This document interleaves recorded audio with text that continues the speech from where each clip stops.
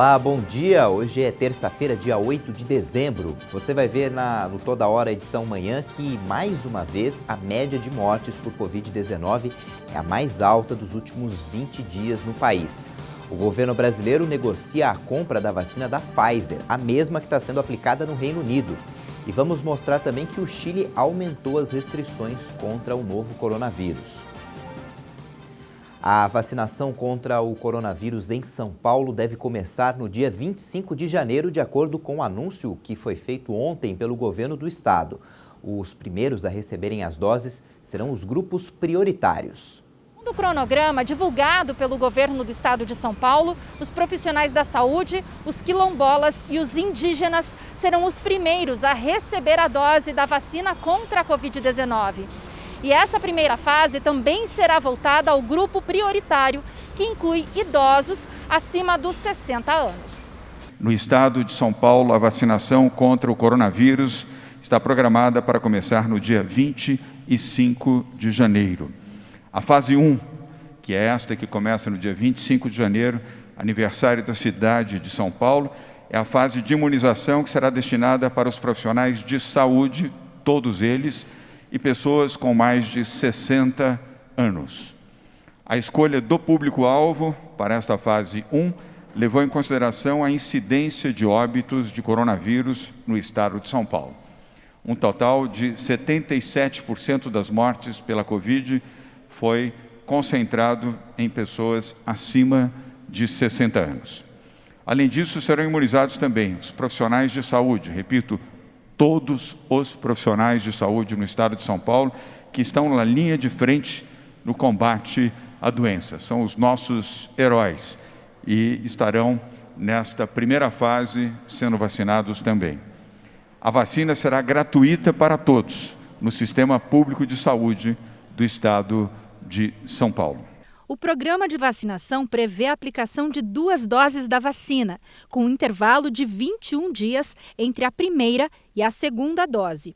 A primeira dose para os profissionais da saúde, indígenas e quilombolas será no dia 25 de janeiro e a segunda dose no dia 15 de fevereiro.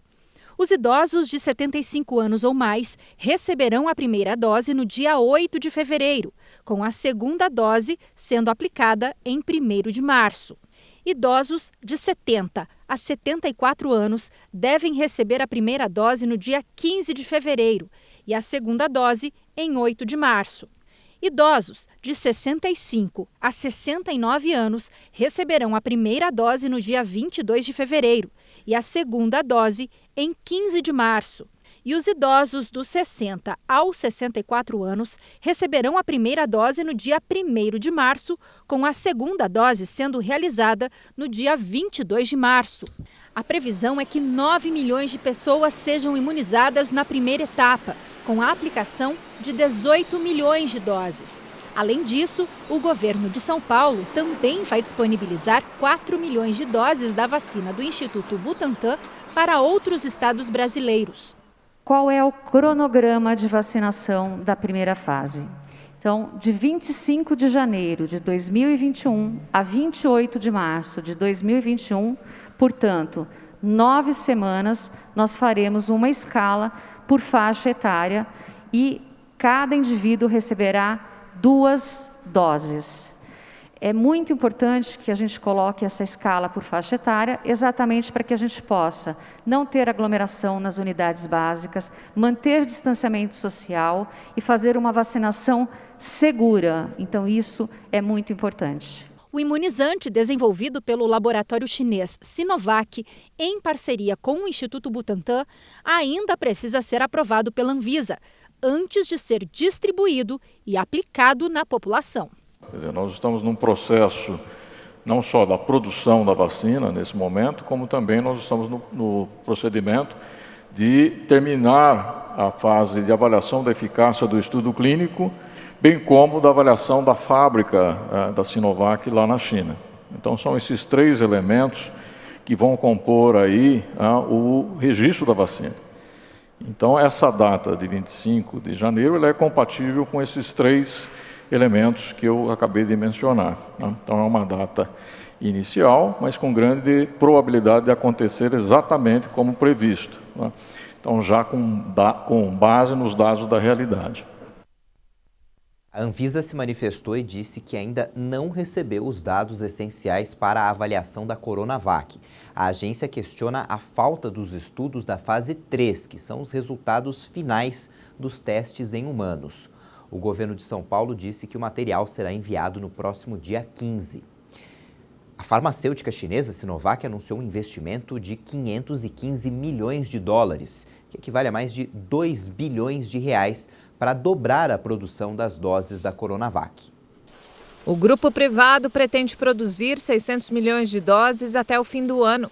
A vacina está na fase 3 de testes clínicos em vários países, como o Brasil, onde também há uma parceria para a produção com o Instituto Butantan de São Paulo. A agência reguladora chinesa ainda não autorizou a comercialização. A Sino Biopharmaceutical, que tem sede em Pequim, receberá 15% do capital de uma filial da Sinovac, a Sinovac Life Science. Pequim começou a administrar vacinas em alguns grupos prioritários da população, como profissionais de saúde, diplomatas, trabalhadores e estudantes que têm mudanças programadas para o exterior. Quase 1 milhão de pessoas foram vacinadas com outro antídoto chinês experimental produzido pela Sinopharm, uma concorrente da Sinovac. O Ministério da Saúde informou que o governo está negociando a compra de 70 milhões de doses da vacina da Pfizer. A intenção de compra deve ser assinada ainda nesta semana. Por meio de nota, o Ministério da Saúde afirmou que avançam as negociações para a compra de 70 milhões de doses da vacina contra a Covid-19 da Pfizer em parceria com a BioNTech. O imunizante deve ser fornecido no ano que vem, mas ainda sem data definida. Segundo a pasta, os termos do acordo devem ser finalizados ainda nesta semana, com a assinatura do memorando de intenção.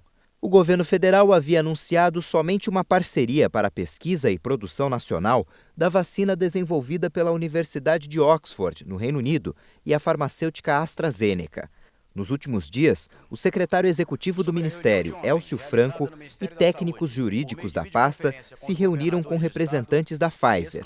O presidente Jair Bolsonaro utilizou as redes sociais para informar que a futura vacina contra a Covid-19 deve ser distribuída de forma gratuita para toda a população. Ele acrescentou que, a partir da certificação da Anvisa, o governo brasileiro vai ofertar a vacina a todos os brasileiros. Segundo o Ministério da Economia, não vão faltar recursos para que todos sejam atendidos. O Brasil já passou das 177 mil mortes pela Covid-19 desde o início da pandemia. A média móvel de óbitos voltou a ficar em torno dos 600 por dia.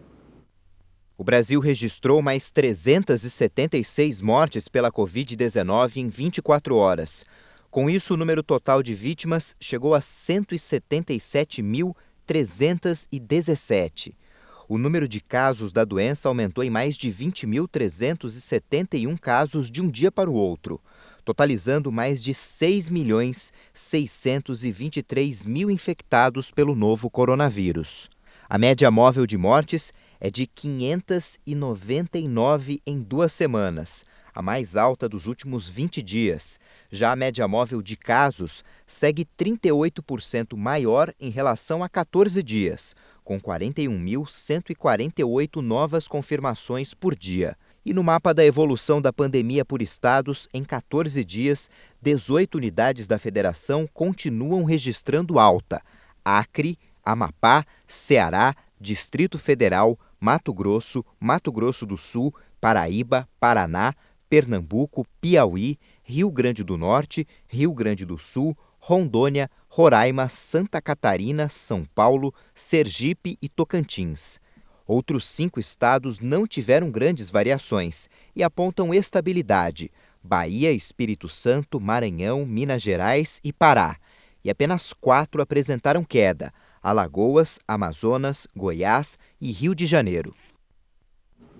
Mais de 645.500 pacientes estão em acompanhamento e o número de recuperados passou de 5.800.000.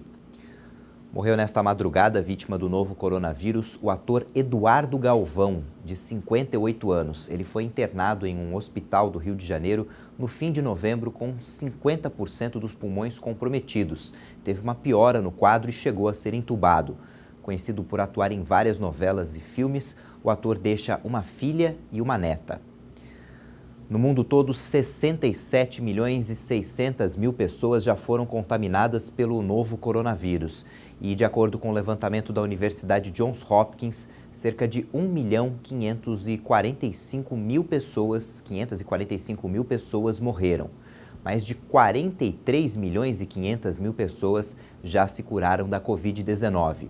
Os Estados Unidos estão próximos dos 15 milhões de casos. Lá, mais de 14 milhões e 900 mil casos do coronavírus já foram registrados e em 24 horas, quase 230 mil novos casos foram contabilizados no país. Cerca de 100 mil internações foram realizadas. Isso é mais do que o dobro do que acontecia no início de novembro e quase o dobro do pico anterior da pandemia no final do primeiro semestre. A região metropolitana de Santiago, no Chile, vai retornar à quarentena aos finais de semana. Lá houve um aumento de 18% no número de novos casos do coronavírus. A medida começa a partir da próxima quinta-feira. A região metropolitana registrou por 3 dias seguidos mais de 400 casos diários.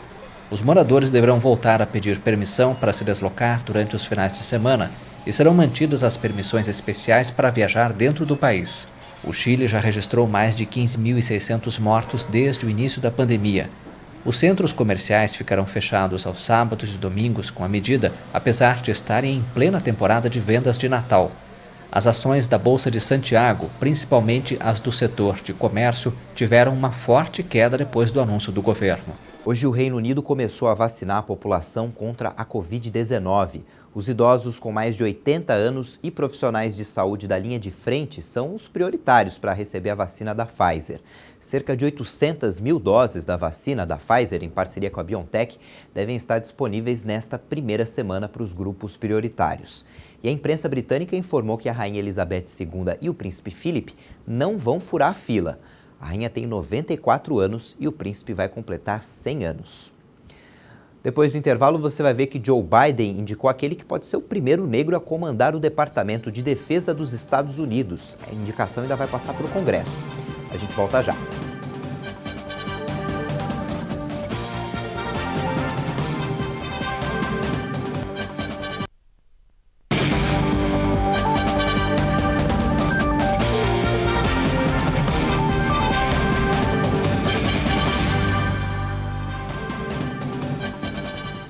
Novembro de 2020 foi o mês mais quente já registrado na história. O programa europeu Copérnicos anunciou que o mês passado foi o novembro com as mais altas temperaturas já registradas no mundo.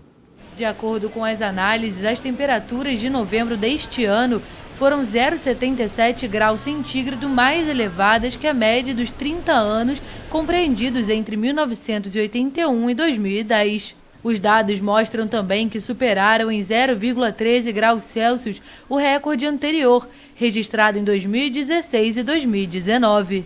O período de 12 meses entre dezembro de 2019 e novembro de 2020 apresentou temperaturas 1,28 graus Celsius superiores na comparação com a era pré-industrial.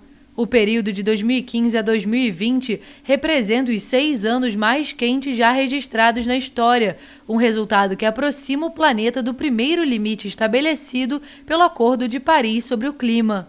O pacto, que vai completar 15 anos essa semana, pretende conter o aumento das temperaturas abaixo de 2 graus Celsius para limitar o impacto devastador das tempestades, secas e outros episódios. Mas o planeta ganha em média 0,2 graus a cada década desde o fim dos anos 1970. O aquecimento global está próximo de 1,2 graus Celsius e 2020 não parece que vai mudar a tendência. Vamos ver como é que fica a previsão do tempo para todo o Brasil.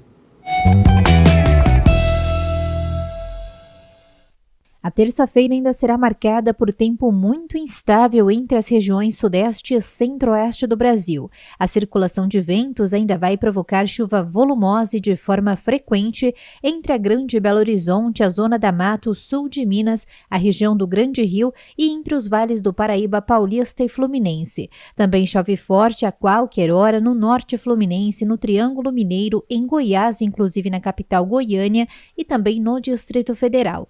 No estado de São Paulo, o maior risco para temporais fica sobre as áreas paulistas próximas à divisa com Minas Gerais. Na Grande São Paulo, em Sorocaba, Piracicaba e também na Baixada Santista, a chuva ocorre com fraca a no máximo moderada intensidade. A mesma previsão vale para o litoral do estado do Paraná. A chuva será passageira por causa da circulação de ventos e não apresenta risco de temporais nas 3 capitais da região sul do país, na região de Vitória, em áreas do sul da Bahia e entre as capitais Maceió, Recife, João Pessoa e também na região de Teresina. O tempo fica firme no interior da região sul do país, no oeste e sul de Mato Grosso do Sul, em Salvador, em praticamente todas as áreas de Sergipe, do Rio Grande do Norte e também sobre o estado do Ceará. Nas demais áreas do país, as pancadas de chuva em geral vão acontecer entre a tarde e a noite, mas é alto o risco para temporais desde cedo no norte do Amazonas e também sobre o estado de Roraima. A mínima prevista em São Paulo é de 18 graus e de 24 graus em Cuiabá. A máxima chega a 28 graus em Florianópolis e em Porto Alegre vai esquentar com máxima de 31 graus. O Departamento de Defesa dos Estados Unidos pode ter o primeiro chefe negro. Segundo os meios de comunicação americanos, o presidente eleito Joe Biden escolheu o general reformado Lloyd Austin para chefiar o Pentágono. Se confirmada a informação, será o primeiro afro-americano a assumir como secretário de Defesa.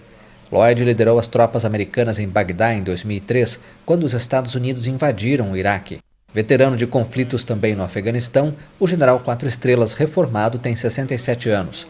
A informação de que ele vai comandar o Pentágono é da CNN, do site Político e do New York Times. Esses veículos de imprensa citaram fontes não identificadas familiarizadas com a decisão. Também informaram que Biden vai fazer o anúncio na próxima sexta-feira. Austin precisaria da confirmação do Senado para assumir o cargo. Outro nome cotado para o cargo era da ex-subsecretária de Defesa, Michelle Flournoy. A Procuradoria-Geral da República autorizou a prorrogação da atuação das forças-tarefas da Lava Jato no Paraná e no Rio de Janeiro. Em Curitiba, a operação foi prorrogada até o dia 1º de outubro de 2021. E no Rio de Janeiro, o prazo de atuação da Lava Jato, que aliás terminaria hoje, foi prorrogado até 31 de janeiro do ano que vem. Vamos falar agora de futebol. Ontem uma partida encerrou a 24ª rodada do Campeonato Brasileiro. Atlético Goianiense e Goiás fizeram o clássico estadual. O Goiás venceu o rival por 1-0, gol marcado pelo Rafael Moura. E aí com esse resultado o Goiás chegou a 19 pontos, continua na última posição a 6 pontos do Sport, que é o primeiro time fora da zona de rebaixamento. O Atlético Goianiense ficou estacionado com 28 pontos, caiu para a 15ª posição, de novo está pertinho da zona de rebaixamento. Essa edição fica por aqui, daqui a pouco você confere outras informações com a Daniela Parisi às 10 da manhã no horário de Brasília. E você pode rever nossas reportagens no YouTube. Tchau, bom dia, boa terça-feira.